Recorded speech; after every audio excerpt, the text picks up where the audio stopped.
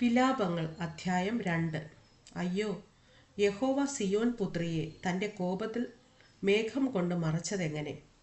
അവൻ ഇസ്രായേലിൻ്റെ മഹത്വം ആകാശത്തു നിന്ന് ഭൂമിയിൽ ഇട്ടുകളഞ്ഞു. തൻ്റെ കോപ ദിവസത്തിൽ അവൻ തൻ്റെ പാദപീഠത്തെ ഓർത്തതുമില്ല. കർത്താവ് കരുണ കാണിക്കാതെ യാക്കോബിൻ്റെ മേച്ചിൽപ്പുറങ്ങളെയൊക്കെയും നശിപ്പിച്ചിരിക്കുന്നു. തൻ്റെ ക്രോധത്തിൽ അവൻ യഹൂദാപുത്രിയുടെ കോട്ടകളെ ഇടിച്ചു കളഞ്ഞിരിക്കുന്നു.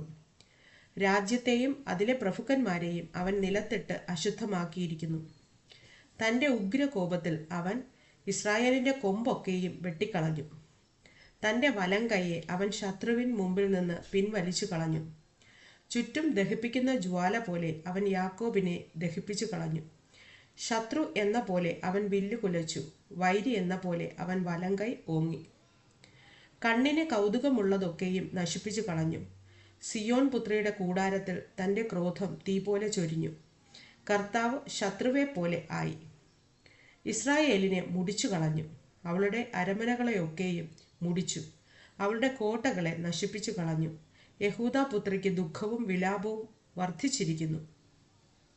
അവൻ തിരുനിവാസം ഒരു തോട്ടം പോലെ നീക്കിക്കളഞ്ഞു. തൻ്റെ ഉത്സവസ്ഥലം നശിപ്പിച്ചിരിക്കുന്നു. യഹോവ സിയോനിൽ ഉത്സവവും ശബ്ബത്തും മറക്കുമാറാക്കി. തൻ്റെ ഉഗ്രകോപത്തിൽ രാജാവിനെയും പുരോഹിതനെയും നിരസിച്ചു കളഞ്ഞു. കർത്താവ് തൻ്റെ യാഗപീഠം തള്ളിക്കളഞ്ഞു. തൻ്റെ വിശുദ്ധ മന്ദിരം വെറുത്തിരിക്കുന്നു. അവളുടെ അരമന മതിലുകളെ അവൻ ശത്രുവിൻ്റെ കയ്യിലേൽപ്പിച്ചു. അവർ ഉത്സവത്തിൽ എന്ന പോലെ യഹോവയുടെ ആലയത്തിൽ ആരവമുണ്ടാക്കി. യഹോവ സിയോൻ പുത്രിയുടെ മതിൽ നശിപ്പിപ്പാൻ നിർണയിച്ചു. അവൻ അളന്ന് നശിപ്പിക്കുന്നതിൽ നിന്ന് കൈ പിൻവലിച്ചില്ല. അവൻ കോട്ടയും മതിലും ദുഃഖത്തിലാക്കി. അവ ഒരുപോലെ ക്ഷയിച്ചിരിക്കുന്നു. അവളുടെ വാതിലുകൾ മണ്ണിൽ പൂണ്ടുപോയിരിക്കുന്നു. അവളുടെ ഓടാമ്പൽ അവൻ തകർത്ത് നശിപ്പിച്ചിരിക്കുന്നു. അവളുടെ രാജാവും പ്രഭുക്കന്മാരും ന്യായപ്രമാണമില്ലാത്ത ജാതികളുടെ ഇടയിൽ ഇരിക്കുന്നു. അവളുടെ പ്രവാചകന്മാർക്ക് യഹോവയിങ്കൽ നിന്ന് ദർശനമുണ്ടാകുന്നതുമില്ല. സിയോൻ പുത്രിയുടെ മൂപ്പന്മാർ മിണ്ടാതെ നിലത്തിരിക്കുന്നു. അവർ തലയിൽ പൊടി വാരിയിട്ട് രട്ടുടുത്തിരിക്കുന്നു. യെരൂശലേം കന്യകമാർ നിലത്തോളം തല താഴ്ത്തുന്നു. എൻ്റെ ജനത്തിൻ പുത്രിയുടെ നാശം നിമിത്തം ഞാൻ കണ്ണുനീർ വാർത്ത് കണ്ണ് മങ്ങിപ്പോകുന്നു. എൻ്റെ ഉള്ളം കലങ്ങി, കരൾ നിലത്ത് ചൊരിഞ്ഞു വീഴുന്നു. പൈതങ്ങളും ശിശുക്കളും നഗരവീഥികളിൽ തളർന്നു കിടക്കുന്നു. അവർ നിഹിതന്മാരെ പോലെ നഗരവീഥികളിൽ തളർന്നു കിടക്കുമ്പോഴും അമ്മമാരുടെ മാർവിൽ വച്ച് പ്രാണൻ വിടുമ്പോഴും ആഹാരവും വീഞ്ഞും എവിടെയെന്ന് അമ്മമാരോട് ചോദിക്കുന്നു. യെരൂശലേം പുത്രിയെ, ഞാൻ നിന്നോട് എന്ത് സാക്ഷീകരിക്കേണ്ടു? എന്തൊന്നിനെ നിന്നോട് സദൃശമാക്കേണ്ടു? സിയോൻ പുത്രിയായ കന്യകെ, ഞാൻ നിന്നെ ആശ്വസിപ്പിപ്പാൻ എന്തൊന്ന് നിന്നോട് ഉപമിക്കേണ്ടു? നിന്റെ മുറിവ് സമുദ്രം പോലെ വലുതായിരിക്കുന്നു. ആർ നിനക്ക് സൗഖ്യം വരുത്തും? നിന്റെ പ്രവാചകന്മാർ നിനക്ക് ഭോഷത്വവും വ്യാജവും ദർശിച്ചിരിക്കുന്നു.